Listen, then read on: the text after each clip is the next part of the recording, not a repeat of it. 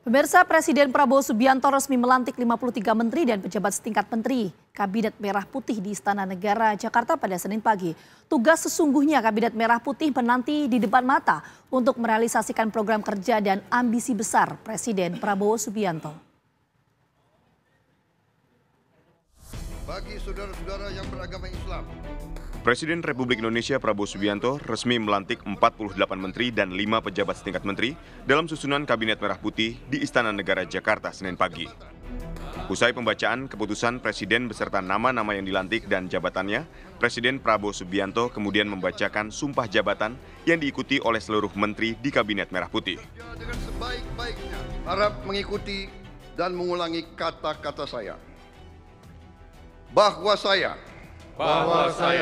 akan setia kepada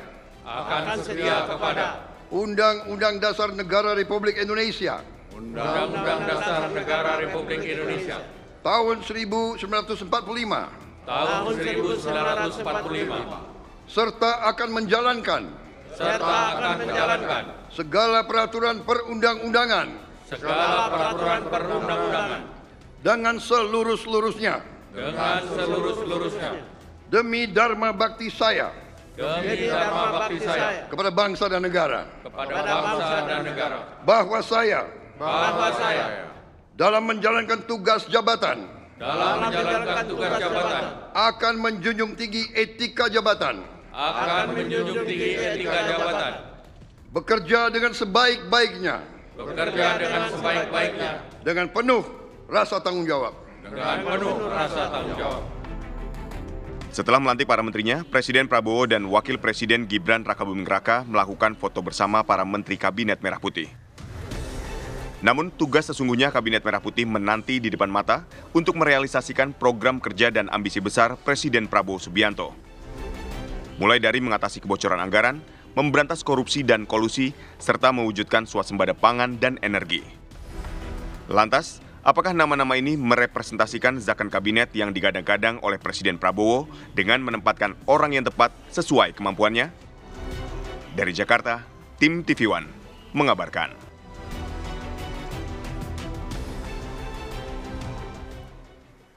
Pemirsa, Presiden Prabowo Subianto telah melantik 48 menteri dan 5 kepala badan pilihannya untuk bergabung ke dalam Kabinet Merah Putih. Adapun tugas dari para menteri ini mewujudkan program kerja serta ambisi besar Prabowo Subianto bagi Indonesia. Antara lain memberantas korupsi dan kolusi, mencegah kebocoran anggaran, serta menciptakan swasembada pangan dan energi. Bagaimana padu padan antara sosok para menteri ini dengan tugas besar yang harus mereka tuntaskan? Untuk membahasnya sudah bergabung di studio bersama kami ada pakar komunikasi politik Bang Effendi Ghazali dan juga pakar politik Cecep Hidayat. Selamat petang Bapak-Bapak. Terima kasih atas kehadirannya.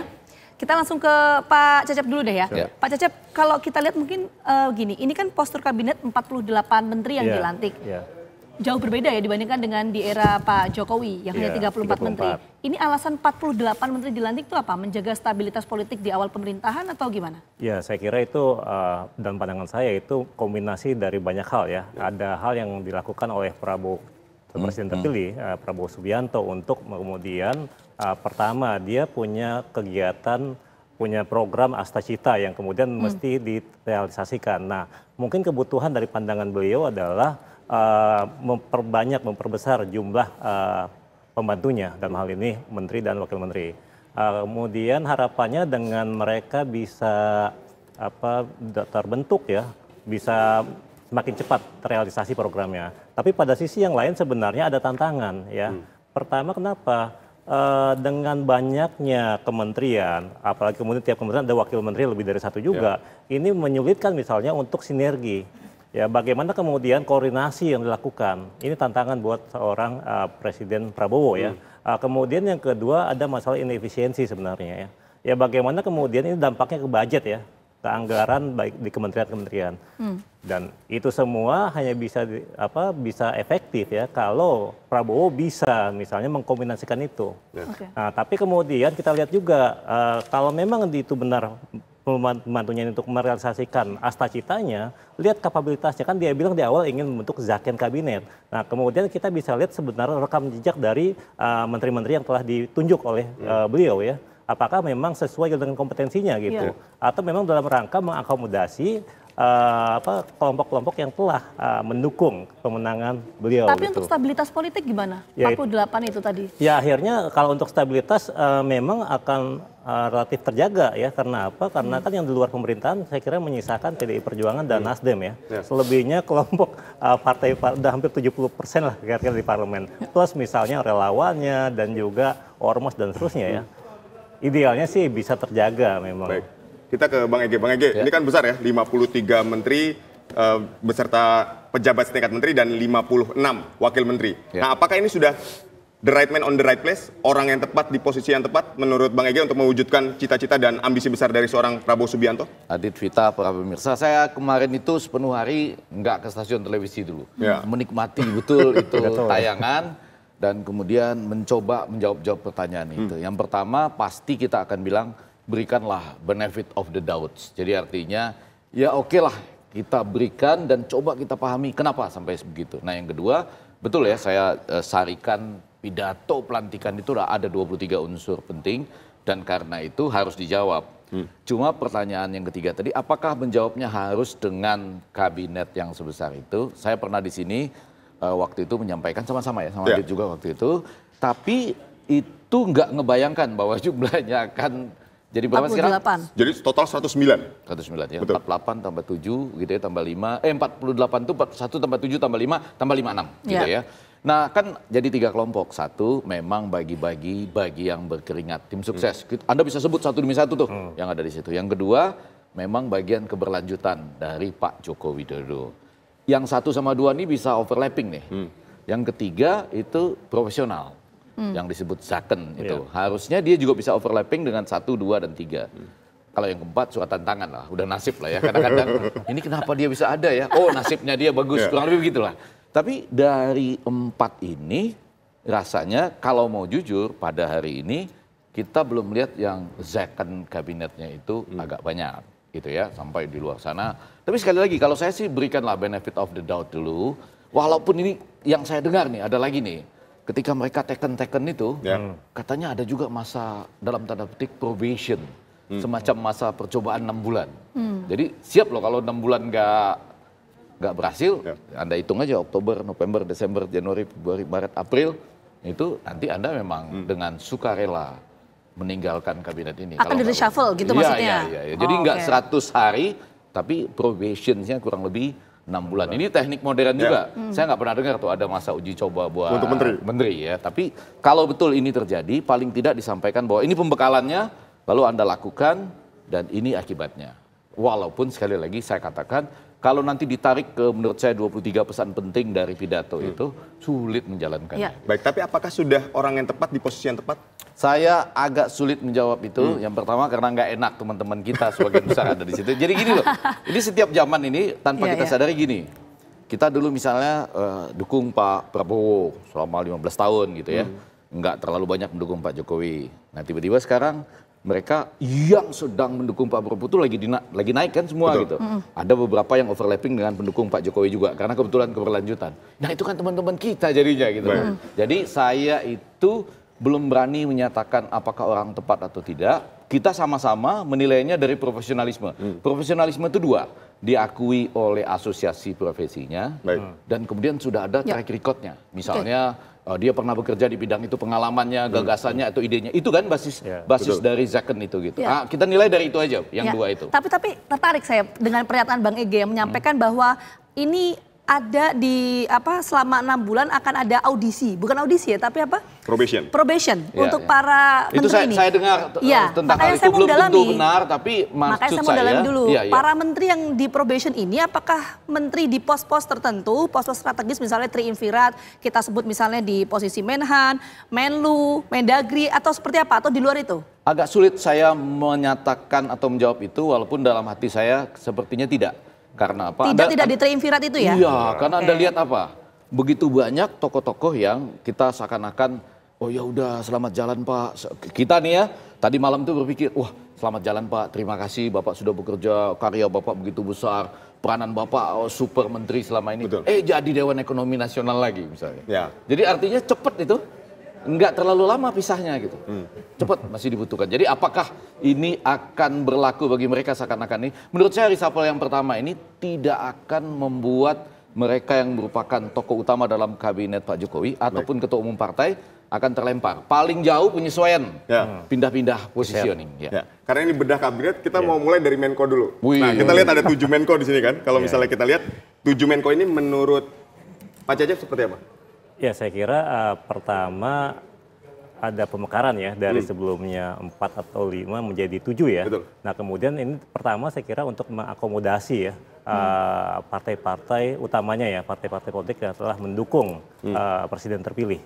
Di situ kan dari ada ketum dari sebelumnya ketum Golkar, kemudian ketum PKB, kemudian ketum Demokrat dan seterusnya lah. Sekarang yang ada ketum PKB, ketum Demokrat ya. Betul. Di dalamnya, ya. Dan ketum Golkar. Oh, udah enggak. Betul. Sekarang udah balik ya. Tapi orang yang dianggap berjasa lah dalam memenangkan. Berjasa, betul. Nah, itu. Nah, kemudian yang kedua, ini kan kalau dilihat dari spesifik tuh ada yang masalah politik hukum dan politik keamanan dan hukum ya, hukum dan imigrasi. Nah, memang ada kesan memang Prabowo ingin lebih spesifik ya. Kan di luar yang 48 itu semuanya nanti akan berada di bawah coordinating minister ya, berada di bawah menteri koordinator. Yang 5 itu yang langsung di bawah presiden.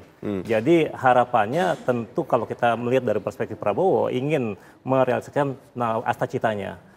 Kemudian selanjutnya ada beberapa menteri juga yang masalah infrastruktur, masalah masyarakat dan seterusnya. Nah, ini menunjukkan harapannya mungkin ya, ini bisa lebih straight to the point. Ketika ada program-program seperti apa, nah langsung diaksi gitu oleh si Menko-Menkonya kepada Kementerian Teknis. Oke, nah ini pertanyaan kita selanjutnya ya Aditya ya, apakah para Menko ini bisa menjawab tantangan dan juga sejumlah program yang telah dicanangkan oleh Prabowo Subianto? Nanti kita akan bahas lebih lengkap, tapi kita jeda dulu. Kami kembali hadir saat lagi untuk Anda. Baik, kita lanjutkan kembali dialog kita hari ini, kita ke Pak Cecep. Jadi Pak Cecep tadi kita lihat ya bahwa ada 3 ketua partai politik yang menjabat di posisi Menko. Ada Agus Harimurti Yudhoyono, Muhaimin Iskandar, dan Zulkifli Hasan. Kemudian ada 2 mantan ketua parpol. Itu ada Airlangga Hartarto dan Yusril Iza Mahendra. Nah, kemudian juga ada sosok yang menarik, Budi Gunawan dan Pratikno. Nah, ini bisa dijabarkan dari 7 profil ini. Ini menarik nih. Oke, jadi pertama dari 3 ketum partai yaitu AHY, Caimin dan Julhas ya. Betul. Ini 3 orang ini memang yang mendukung 2 lah. Itu yang mendukung Prabowo Gibran ya pada masa kampanye awal. Dan saya kira itu adalah trade off-nya lah dengan menjadikan Menko, karena dianggap Menko ini di atas Kementerian Teknis ya. Untuk Caimin sendiri kan baru belakangan ya. Betul. Karena katanya yang berita yang terdengar kan ketika Abdul Qadir Karding itu muncul, akhirnya dari Jazilul Fawais diubah jadi Caimin ya. Betul. Akhirnya Caimin yang mengajukan diri. Itu 3 itu. Kemudian yang 2 lain, Yusril dan Airlangga, ini 2 tokoh yang berperan sebenarnya masa-masa awal-awal ya Prabowo Gibran. Ya. Dan mereka juga masuk ke dalam masa-masa kampanye itu. Nah, kemudian 2 yang lain, Pratikno saya kira orang terdekat ya dari pemerintahan sebelumnya. Dia yang menjadi salah satu aktor kunci juga ya, yang orang dan juga tokoh yang dianggap dekat dengan Jokowi, bahkan dengan berbagai rumor yang terjadi katanya kan diusulkan atau diusung oleh di-endorse lah oleh presiden sebelumnya. Nah, sedangkan BG sendiri setelah Jokowi mencopot atau memberhentikan yang bersangkutan dari ketua BIN, ini kan harus ada trade off-nya lah kira-kira. Nah, ini diakomodasi ke dalam kabinet ya, karena PDIP sendiri dengan pernyataan beberapa elitnya itu telah menegasi bahwa yang bersangkutan bukanlah kader PDIP. Atau di-endorse oleh PDIP gitu ya? Iya. Oke, kita menuju ke Bang Ege. Bang Ege, kalau tadi dengan yang disampaikan oleh Pak Cecep, komposisi untuk Menko ini diisi oleh dari representasi partai politik, kemudian juga ada dari kekuasaan sebelumnya, ring satunya. Ini apakah memang hanya dilihat sebagai representasi partai politik atau memang ada kapasitas juga untuk menjawab semua tantangan di era Prabowo Gibran? 3 hal. Poin yang pertama kan biasanya orang tuh dia menganggap, atau kita menganggap itu naik kelas sedikit kan ya, dari menteri biasa jadi menteri koordinator. Walaupun katanya di luar sana ada yang mengatakan nggak mau jadi menteri koordinator karena cuma koordinator aja, ya kan? Padahal segala sesuatunya ada di menteri teknis. Tapi udah diingetin Prabowo loh, awas loh ya, jangan ambil-ambil APBN dari situ gitu ya. Jadi jadi sama itu nanti. Anda nggak bisa ngapa-ngapain, mau di teknis pun nggak ngapa-ngapain, koordinator itu dianggap sebagai naik kelas lah. Yang kedua, nah kalau kita melihat 7 figur ini, kan kita langsung mengatakan bertambah kan jadinya nih, bertambah kan. Bahkan sebetulnya kalau kita bicara Caimin itu, kita gembira-gembira aja, selamat Caimin dan ini membahagiakan, semakin banyak yang jadi menteri koordinator mungkin lebih banyak yang gembira juga. Cuma kan ini pada waktu dulu menjadi saingan dari calon presiden Prabowo dan Gibran itu kan kalimat-kalimat perubahannya tajam-tajam. Betul. Sekarang masuk, Anies kan nggak masuk, Ganjar nggak masuk, Mahfud nggak masuk. Yang masuk ini dari 2 pasangan lain itu adalah Caimin kemudian menjadi Menko untuk pemberdayaan masyarakat ya. Nah, jadi ini adalah suatu pecahan juga barangkali deh dari PMK yang kemudian menjadi Pratikno yang banyak dianggap orang titipan juga dari Pak Jokowi ya kan. Itu kalimat Anda tadi kan, endorse, yang lain bilangnya titipan. Nggak apa-apa lah, ini kan sudah jadi. Nah karena itu poin yang ketiga saya mau mengatakan untuk langsung menjawab itu adalah kita akan melihat nantinya, saya kan nggak bisa tebak-tebak nih, kita jangan tebak-tebak. Kita melihat nanti pada waktu rakor pertama.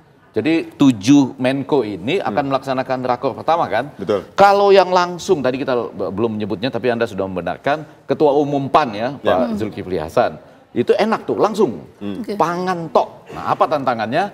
Dalam 4-5 tahun harus subsidi swasembada pangan itu harus. Ya, jadi apakah dia nanti ada kaitannya juga dengan misalnya ya yang itu bantuan harus langsung sampai ke yang membutuhkan atau pidato yang mengatakan bahwa Anda harus ingat masih banyak anak sekolah yang berangkat nggak pakai makan pagi, kekurangan gizi, nggak punya tas dan sebagainya itu apakah berhenti di pangannya saja atau juga subsidi yang terkait dengan pangan yang langsung misalnya. Jadi ini yang agak langsung pas hanya pangan. Kalau yang lain kita masih tebak-tebak, tapi akan terjawab pada rakor pertama lah. Oke, Bang Eki, tapi begini, kalau tadi soal disebutkan per namanya tadi ya, kita mungkin coba bedah satu persatu untuk posisi Menko tadi. Misalnya Budi Gunawan, kita tahu sejarahnya Budi Gunawan ini pernah menjadi ajudan dari Bu Mega, juga memiliki kadar hubungan yang cukup dekat lah ya, artinya sudah lama juga. Apakah Budi Gunawan ini masuk menjadi Menko memang representasi dari Budi Gunawan sendiri atau ini representasi dari Bu Mega? Kan saya tadi bilang ada 3-4 kelompok. Ini ada bagian suratan tangan juga ini ya. 1, nah ini masuk 2, yang 3. Mana kalau Budi Gunawan? Yang pertama itu barangkali dia kan tidak ikutan dalam tanda petik secara langsung berkeringat. Orang Jokowi iya dong, kan ada di BIN bahwa kemudian Jokowi dan PDI pecah kongsi, dia relatif termasuk yang ada di kelompok kedua ini walaupun agak bingung-bingung dikit lah gitu ya.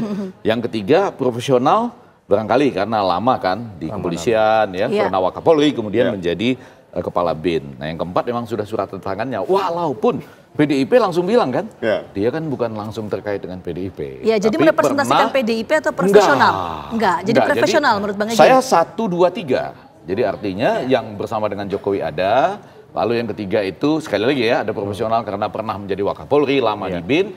Tapi bukan, maksudnya 2 dan 3. 1 enggak, yang berkeringat langsung untuk memenangkan Pak Prabowo Gibran kan tidak gitu.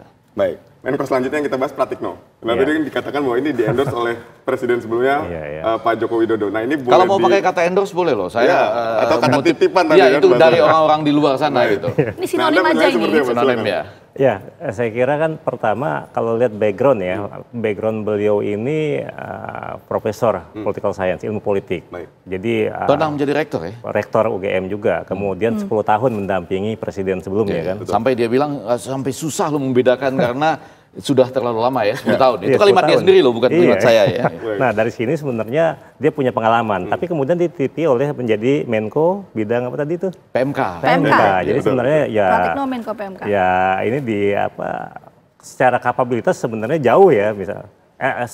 Keilmuannya lah, masalah political science, masalah negara ini kan, tapi memang masalah public good sebenarnya. Enggak masalah sih sebenarnya. Harapannya ya dirinya tentu saja yang kalau memakai kategorisasi yang tadi dia bagian dari pemenangan sebelumnya, pemenangan. Dan bagian dari Pak Jokowi ya. Bagian dari Jokowi, dan saya kira itu akhirnya yang di sini memperlihatkan bahwa Prabowo mengkonfirmasi dirinya adalah melanjutkan dari periode sebelumnya. Jadi mengadopsi hampir 16 orang ya menteri dari kabinet sebelumnya. Dan yang ketiga itu kita bisa agak ribut tuh ya, maksudnya di luar sana orang bisa beradu argumentasi. Apakah misalnya kalau Anda ahli politik, terus Anda juga bisa menjadi pembangunan manusia dan kebudayaan gitu. Oh, itu kan politik bagian dari kebudayaan.